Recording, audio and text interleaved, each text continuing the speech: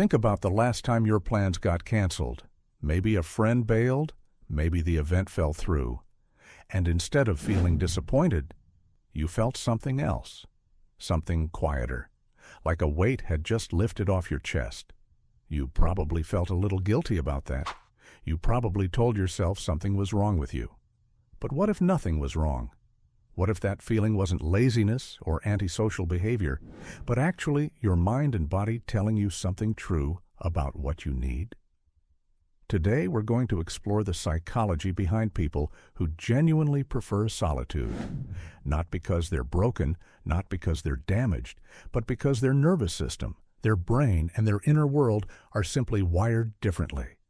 And if you've ever felt more like yourself in the quiet than in the crowd, this one is for you.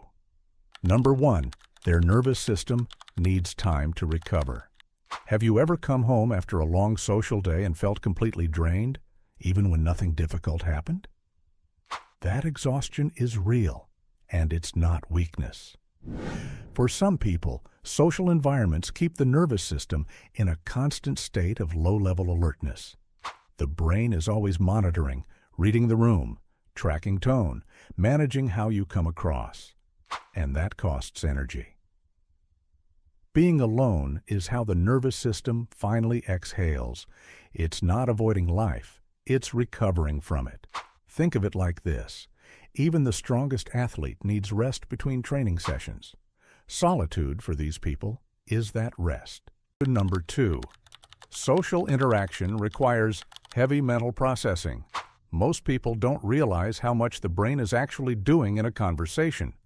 Every interaction involves reading facial expressions, interpreting tone of voice, tracking body language, managing your own words in real time, all at once. For the average person, this is background noise. For some, it's a full cognitive workout. Research on introverts using brain imaging found that they process social stimuli through longer, more complex neural pathways, involving memory, planning, and decision-making. They're quite literally thinking harder in social situations. So when someone like this needs to be alone after a dinner party or a work meeting, they're not being dramatic. They just ran a mental marathon that most people didn't even notice was happening. Number 3, their brain is wired for calm focus, not constant stimulation. Not every brain finds excitement rewarding in the same way. Some people are wired to find deep focus, quiet thinking, and uninterrupted reflection more satisfying than novelty and social stimulation. This isn't a personality flaw. It's neurology.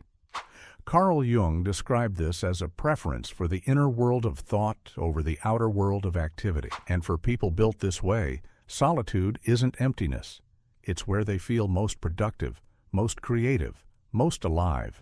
The world keeps telling them to get out more, but their brain already has everything it needs. It just needs the space to use it. It's number 4. Solitude creates space for real self-reflection. Here's something worth sitting with. Most of us move through life reacting. We respond to messages, manage expectations, adjust ourselves to the room. We're always in response mode. Being alone breaks that cycle.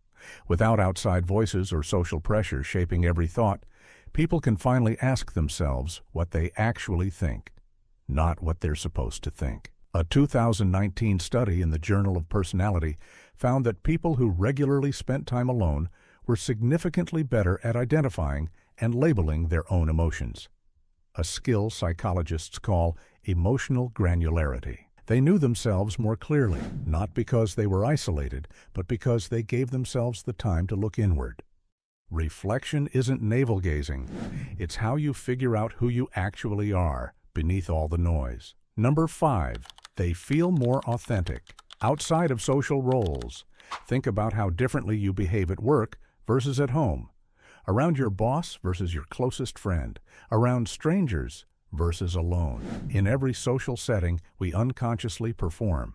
We adjust our tone, soften our opinions, play the role the situation expects. And after years of doing this, some people genuinely lose the thread back to who they actually are. Solitude removes the audience. There's no one to manage, no version of yourself to maintain. And in that space, People often rediscover things about themselves they'd slowly buried under years of social performance. Maya, not a real person, but someone you'll recognize, described it as the first time in years she felt like she was living in her own life rather than acting it out. That's not loneliness, that's clarity. Number 6. Solitude helps them process emotions. Life moves fast. Emotions often don't get processed. They get postponed. You get bad news and immediately go into a meeting. You feel overwhelmed, but there are still people who need things from you. So the feeling gets filed away, somewhere in the background, waiting. Quiet time is when those feelings finally surface, when the mind finally slows down enough to feel what it's been carrying. This isn't wallowing. Research shows that processing emotions, actually sitting with them rather than pushing through them, leads to better emotional regulation, with better decision-making and lower long-term stress. The people who do this best are often the ones who've learned to protect their time alone. Number 7. Modern society is overstimulating, and they know it. We live in a world engineered to make stillness feel unbearable. Constant notifications. Social media designed to reward engagement and punish absence. A culture that treats busyness as a virtue and solitude as a red flag. And for people who are already sensitive to stimulation, this environment is genuinely exhausting. Not because they're weak, but because they're more honest about what the noise is actually doing to them. Choosing to be alone with your own thoughts, undistracted in a world that profits from your attention, that's not antisocial. That's one of the more self-aware decisions a person can make. These aren't people running away from the world.